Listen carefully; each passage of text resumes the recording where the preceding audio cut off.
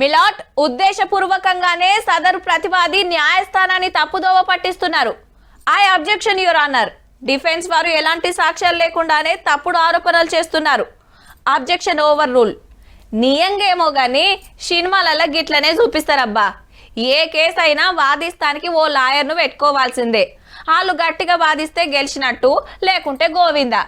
ఇప్పుడు గీ ముచ్చట దేనికంటే నా కేసు నేనే వాదించుకుంటా అని బెంగాల్ సీఎం మమతా బెనర్జీ మేడం సుప్రీంకోర్టుకు వచ్చిందబ్బా. ఇంతకు కేసు ఏందంటే బెంగాల్ లక్షల మంది ఓట్లు తీసేస్తుర్రని ఎన్నికల సంఘం మీద కేసేసింది. లెక్కకైతే ఎవరో ఒకళ్ళు లాయర్ను పెట్టుకుంటారు. కానీ మేడం వకీల్ కోర్సు వేసింది కాబట్టి నేనే కొట్లాడతా అని కోర్టుకొచ్చింది.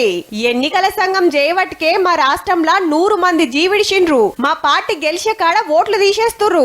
ఎన్ని మాటల ఉత్తరాలు రాసినా పట్టించుకుంటలేరని వాదించింది మేడం.